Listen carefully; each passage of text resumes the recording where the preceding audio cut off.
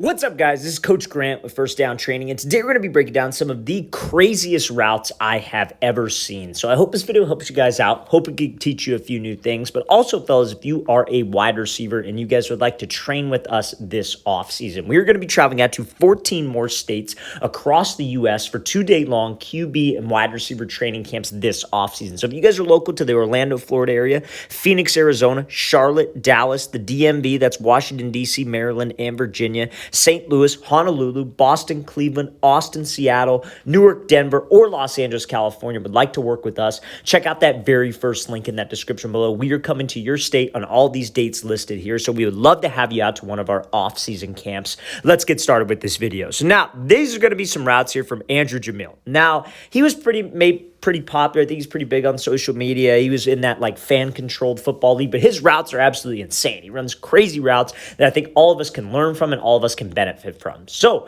first example is going to be a quick goal line fade here, right? So this is like a red zone situation. Quarterback's throwing the ball back pylon, and we have inside shade kind of catch technique coverage. So what do I need to do when I run a fade versus inside shade catch technique like this? Number one, I need to make sure that I threaten his leverage. He has inside leverage, and I am running an outside breaking route, or not so much an outside breaking, but an outside route. So I need to make sure that I move him off of his platform inside to create more space for myself to the outside. And that's what Jamil does here. He does this little hesitation skip release into a crossover move and then wins on that fade. So I call that a hesitation skip. Some people call it a hesitation hop, whatever it might be. It's not so much like a slide release. It's more like a hop release, if you will. So the mechanics behind this hesitation hop release, you want to push off of your back foot and reach with your front foot. Now, it is very important that when you do this, you have to gain ground. The whole reason we want to attack a DB who's lined up inside leverage is because he's got to keep that leverage. The sole purpose of him being shaded to the inside like this is to prevent the inside route.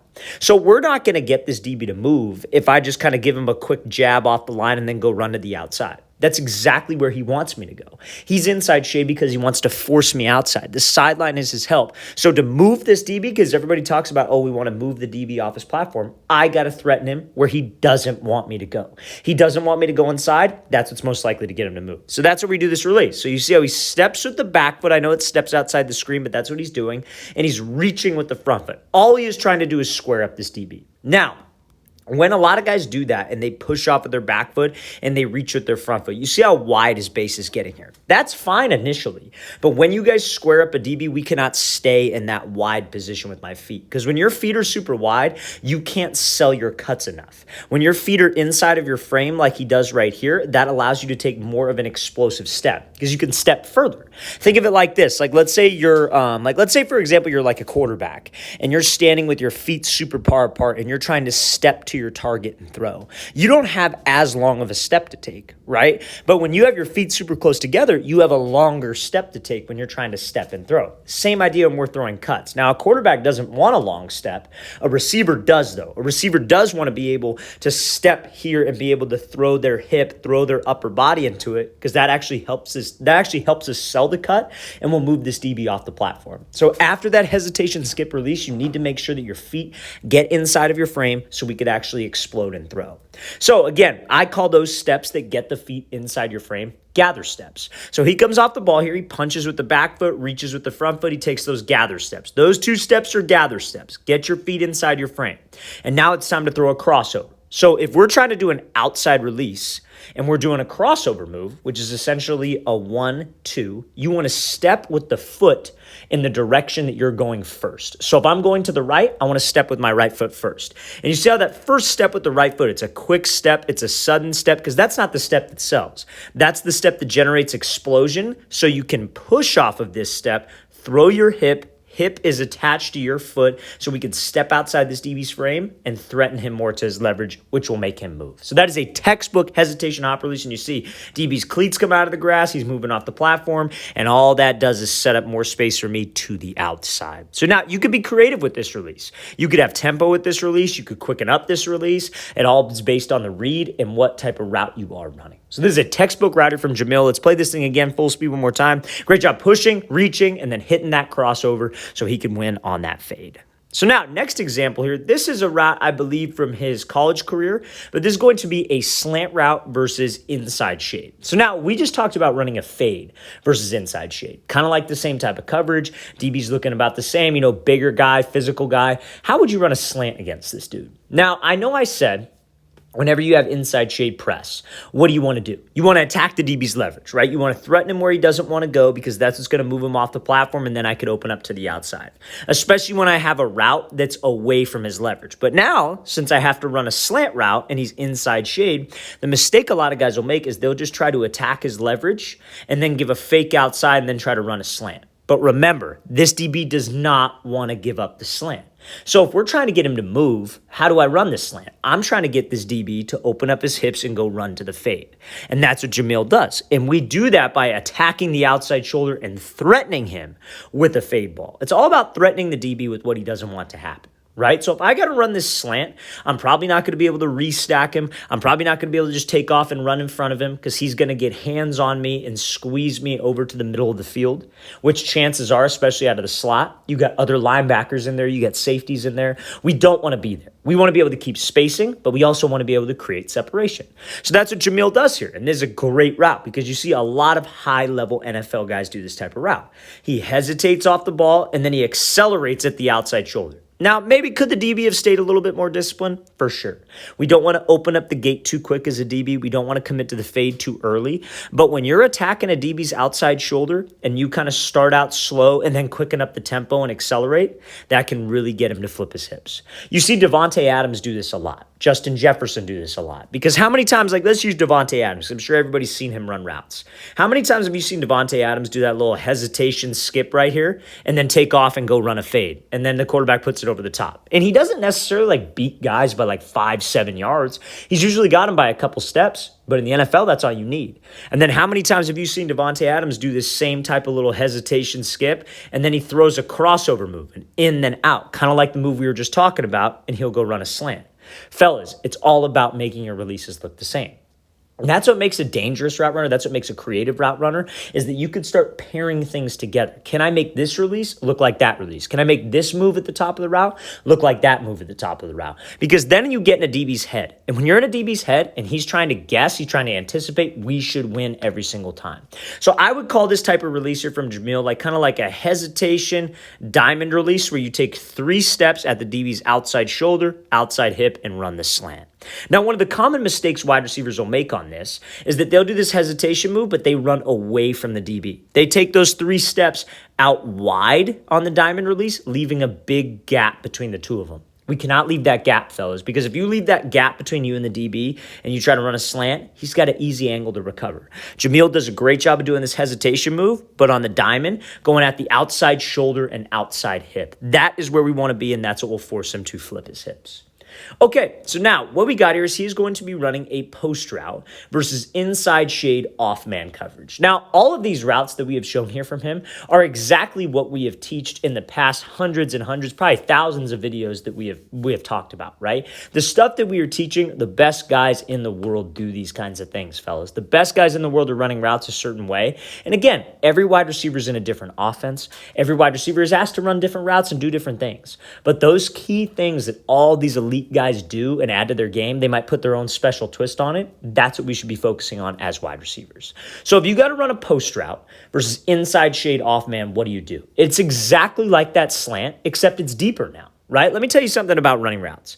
When you have press coverage inside shade, if it's anything but a slant or maybe a 5-yard out, you are trying to work to restack. So you're taking the outside release and trying to work to restack. Now, remember, if it's a slant route, he's inside shade. You want to attack his outside shoulder. Goal is to flip his hips. Now, what's a post route? A post is essentially a longer slant, right? It's a deeper slant. But when you have inside shade off man coverage, what do you think you would do? You would treat it just like a diamond release, because yours got no chance of restacking him. He's not outside shade. He's inside shade right where we need to break. So you would go attack his outside shoulder. And that's exactly what Jamil does right here. But he does it in his own creative way. And that's what I want to show you guys. So remember how I said all the best route runners will make their routes look similar, right? They'll make their routes look like something else that they've possibly ran before. So you see how he takes this inside stem to the inside here and then goes to the outside shoulder of the DB. Now, why does he do that? Because how would you guys run? And again, it's good to know how to run pretty much every single route against different leverage looks so you can do this. It comes from having a high football IQ. But how would you run a 10-yard out versus inside shade off man coverage like this? You would square him up. You would attack his leverage. You would try to threaten his inside shoulder and his inside hip because you know he's going to do what when he's inside leverage? Keep his leverage. He does not want to give up the post. He does not want to give up the dig. So he's going to do something called weave, which is exactly what this DB does. You see how he starts to square him up and this DB starts to weave to the inside. Because when you attack that leverage and try to run in front of him, if he's right over the top of you, that's an easy play. And if he can force you way to the inside, he did his job and screwed up spacing on the play. So this little stem right here makes it look like sometimes an out route. Because again, he's going to move to protect the leverage, but he knows that he's susceptible to something to the outside, which is more likely to get him to bite when we attack the outside shoulder. So he squares him up, he pushes him up vertical, and then what does he do? He hits him with this rocker step, right? So his hips and shoulders are looking to the outside. He's cutting hard off of his inside foot, making it look like an out route, and you see what that does to the DB. All we need him to do is to hesitate, fellas, and I can create a ton of separation, especially when we're moving full speed on a route.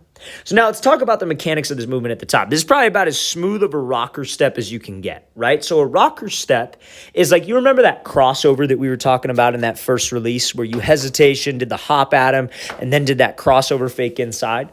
Essentially at the top of the route, it's just a crossover while running full speed into the top of the route. That's all it is. So he's going up into this break. He does one cut to the inside. Remember, we want to step in the direction that I am going anytime that I make that double cut. So I'm trying to run a post route and use a rocker step. What foot do I step with if I'm on the left side? You step with your right foot. So you go right foot here, and we are trying to make it look like a corner, an out route, like we attacked his leverage and that we were just throwing to break to the outside to use this space. So he goes one, he pushes off of that, very similar like the push off of the crossover. You see his hips and you see his shoulders turn separate from his feet. That is where we want to be able to sell my routes, fellas. So many guys can't get to this position. So many guys will try to do this rocker step and they're very stiff. And what they'll do is they just lean a lot with their shoulders and their head. They'll lean this way rather than turn their body. You want to keep your hips and your upper body as a whole separate from your lower half. Your lower half, you're trying to create energy. You're trying to create some twitch and push, but your upper half is nice and loose. So when my hips and shoulders go to the outside, that's what the DB's looking at, and that's what's more likely to get him to jump. So all these little details matter, fellas. Now, again, you might be thinking that's way too much to think about during a route. I can barely even think about attacking his leverage during a route, and that's completely fine. The way I train my wide receivers, which I've seen a lot of success with just in their game, not just like an ego thing for myself, like in their own personal game, them being able to actually execute this stuff in a game is by breaking it up. We'll spend 15 minutes on working on their stick and working on their hip drop in the beginning of a workout. Then we'll work on a specific skill, work on another specific skill, and now let's put it into a couple new routes. And again, it's all about repetition. It's all about doing the correct drill work, the correct detail work, where you can actually do this stuff and not have to think about it. All you can worry about is just, hey, the IQ side of things. He's got this leverage. Okay, I'm going to do this move. The details already are taken care of, especially in the offseason. And this is a textbook, very detailed route here from Andrew Jamil. Let's watch it again, full speed one more time. Great job making it look like that out route, selling with that upper half, and then creating separation. Okay, so now this last example here that I want to talk about is a route called a jerk route. So a jerk route builds off of a whip route. Now, for a lot of you guys that are, you may not have this in your playbook. You may have it in your playbook. But pretty much what it is you break on a slant, you drop your hips like you're running a whip, you throw one jab to the outside, and then come back to the inside. Now, some of you may not have this in your playbook, so you're thinking, why should I learn this? You should learn this because, number one, you don't know any route that you might have to run at the next level, right? Like, let's say you're getting recruited by 5 schools, and the school that you choose has a completely different offense than you ran in high school, different routes, different route tree. You got to be able to adjust. So you got to be familiar with these different kinds of concepts. Number two, you might be a guy out of the slot that runs a lot of option routes, and you're looking for moves to use on that option route to kind of fake out a DB. This is a great move to use, so that's why this is important. So let's watch what he does here. The main thing, again, like I said, what makes a great route runner? Making your routes look the same. So we're trying to make this look like a couple things. We're trying to make it look like a slant, then a whip, and then we're cutting back to the inside. Especially against off coverage, this is great. So when he breaks to that slant, you see how he's here. He's taking full, drops his hips like he's dropping into a whip route, getting low, putting the brakes on, and then it's just one jab to the outside. Hips and shoulders fully committed to the line of scrimmage. That is super important because that's where you would need to be on a whip route. So he drops his hips. He flips his hips, and all it is just one jab in the direction that we were going, making sure my hips, making sure my shoulders are selling this thing to get him to jump and run. So fellas, all it would be, like how I would coach this thing up, like let's say there was no DB there and we were just working on the route. I would say it's off of 3 steps, so you would be breaking off of your left foot. You would go left, right, left, and then it would be 3 steps to the inside. So let's say he broke off of his left foot right here, 1, 2, and then he breaks 3. So then it would be here, you would take your first step with the right foot, second step with the left, and then the second right foot you would snap down, hook the left foot around, then throw a jab with your right foot. That is how I would teach it. That is the steps of how I would teach it. Does it need to be exactly like that every single time? No, because you might have it ran a different way in your different offense. But that is essentially what we were trying to accomplish here. Let's make it look like a slant. Let's make it look like a whip route. And that is how you can be dangerous. All great route runners make their routes look the same.